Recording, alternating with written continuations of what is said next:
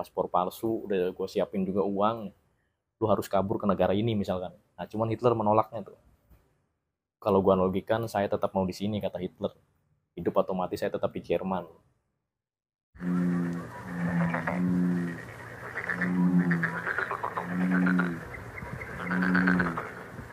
Oke, balik lagi bareng gue Ali di channel Asoka Story. Di video kali ini gue akan membahas kematian Adolf Hitler dan keruntuhan Nazi Jerman. Sebenarnya invasi Jerman tidak semudah dan semulus yang kita tahu. Ya maksudnya di film-film itu kan enak banget kayaknya tuh. Invasi ke Polandia misalkan, atau invasi ke apa gitu kan. Tapi ada beberapa invasi yang sangat cepat gitu. Contoh salah satunya adalah ketika Jerman menginvasi Belgia tuh. Hanya hitungan hari Belgia takluk Belanda. Belanda tuh takluk gampang banget tuh sama Jerman. Di awal-awal invasinya pun Jerman pernah mengalami beberapa kekalahan. Salah satunya adalah ketika operasi Overlord atau The Day di Normandy, di pantai Normandy, yaitu Prancis. Ketika pembebasan Prancis, salah satunya adalah ketika perang pesawat melawan Inggris, yaitu Battle of Britain. Pada tahun 1941, pasukan Hitler dan angkatan udaranya yaitu Luftwaffe banyak mengalami kekalahan dan banyak memakan korban. Sampai pada puncak Perang Dunia Kedua, yaitu pada tahun 1944, Jerman semakin banyak mengalami kekalahan. Salah satunya adalah Operasi Overlord atau Operasi Normandy, yaitu operasi untuk membebaskan negara Perancis dari cengkraman Adolf Hitler dan partai Nazinya. Dan contoh lainnya adalah ketika Erwin Rommel memimpin pertempuran di Afrika Utara, itu pasukan Jerman banyak mengalami kekalahan. Salah satunya itu di Operasi Overlord dan di Operasi Penaklukan Afrika Utara. Ini pun menjadi salah satu tanda bahwa keruntuhan Nazi Jerman sudah sangat dekat. Pada tahun berikutnya, yaitu tahun 1945, semua daerah jajahan Jerman sudah kembali ke pemiliknya. Artinya tidak dikuasai Jerman lagi. Pada tahun 1945, maksudnya bulan-bulan awal gitu kan, Januari, Februari gitu. Udah pada bebas lagi gitu bahasa gampangnya. Pada saat itu, tentara merah Uni Soviet pun sudah memasuki kota Berlin. Dan tank-tank Uni Soviet pun sudah banyak yang menembaki bunker. Itu bunkernya Adolf Hitler atau Führer bunker. 2 hari sebelum kematian, Adolf Hitler pun melangsungkan pernikahan dengan Eva Braun. Eva Braun adalah kekasih Adolf Hitler yang dikenalnya pada tahun 1930.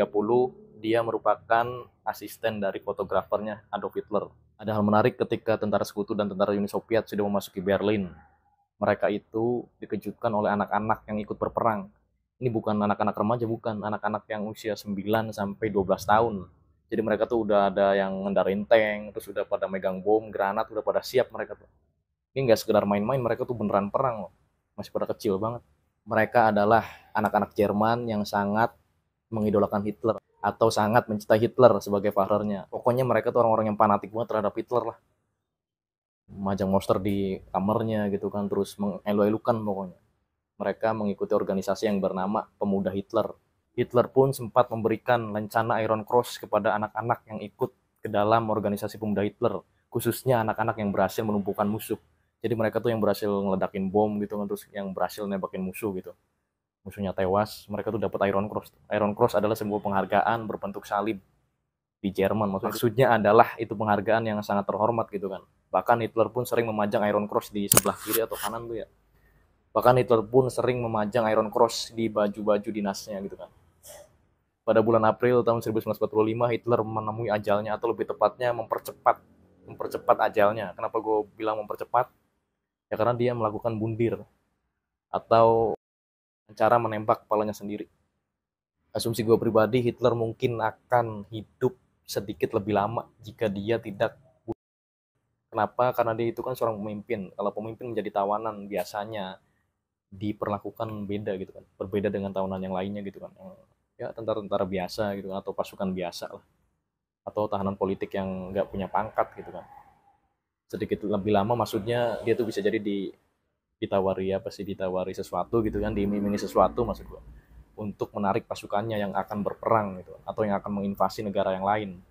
Atau Hitler itu ketika dia tidak bunuh diri, bisa jadi dia akan disiksa, tapi nggak langsung mati maksud gua, disiksa perlahan. Gimana sih cara Hitler bunuh itu? Jika ada pertanyaan seperti itu, gue akan menjawab ada 2 versi. Versi pertama adalah dia meracun terlebih dahulu, setelah itu dia menembak kepalanya, dan ada lagi sumber yang kedua mengatakan Hitler itu meminum racun terlebih dahulu, setelah itu dia menugaskan ajudan pribadinya atau pembantu pribadinya untuk menembak kepalanya sendiri. Kenapa nggak menembak sendiri? Ya dia nggak bakal bisa lah. karena udah hilang kesadaran lah, cuman masih hidup. Hitler tuh berkata kepada ajudannya, ya kalau gue kan seperti ini, jika saya masih hidup ketika menelan pil cyanida ini, kalian gitu kan harus menembak saya, harus menembak kepala saya. Sang istri pun berakhir sama seperti Hitler, meminum pil cyanida, setelah itu menembak kepalanya. Hitler sebelum meminum pil dan sebelum memutuskan untuk, dia sempat berjabat tangan kepada para stafnya di bunker yang masih hidup. Dan dia pun sempat ditawari oleh salah satu stafnya untuk melarikan diri. Jadi dia tuh ditawarin nih, gue udah siapin helikopter, terus gue udah siapin nih paspor palsu, udah gue siapin juga uang, lu harus kabur ke negara ini misalkan. Nah cuman Hitler menolaknya tuh. Kalau gue analogikan, saya tetap mau di sini, kata Hitler. Hidup atau mati saya tetap di Jerman.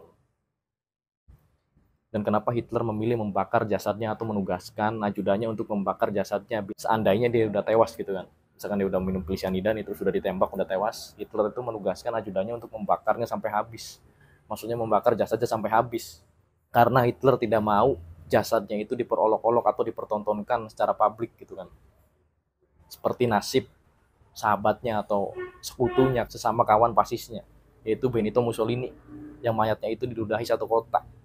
Videonya udah gue bahas, lihat aja nih di sebelah kiri. Oke, terima kasih buat kalian yang sudah menyaksikan dari menit pertama sampai akhir. Buat kalian yang suka dengan sejarah, pasti udah klik tombol subscribe dan logo bel di samping yang gue Ali. Kita ketemu di video berikutnya.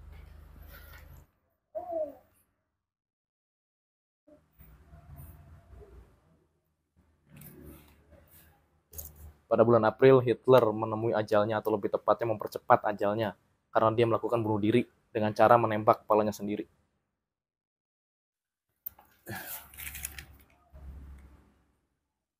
Menembak kepala sendiri, asumsi gue pribadi, Hitler menghinakan, Hitler mungkin akan hidup sedikit. Asumsi gue pribadi, Hitler mungkin akan hidup sedikit lebih lama jika dia tidak bunuh diri.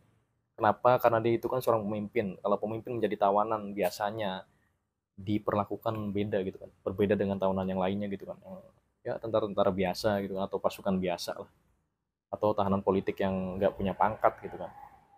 Sedikit lebih lama maksudnya dia tuh bisa jadi ditawari apa sih, ditawari sesuatu gitu kan, diiming-imingi sesuatu maksud gua, untuk menarik pasukannya yang akan berperang gitu, atau yang akan menginvasi negara yang lain. Atau Hitler itu ketika dia tidak bunuh diri, bisa jadi dia akan disiksa, tapi nggak langsung mati maksud gua, disiksa perlahan,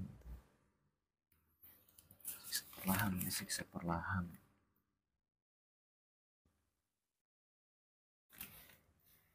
Gimana sih cara Hitler gimana sih cara Hitler bunuh diri itu? Jika ada pertanyaan seperti itu, gue akan menjawab ada dua versi.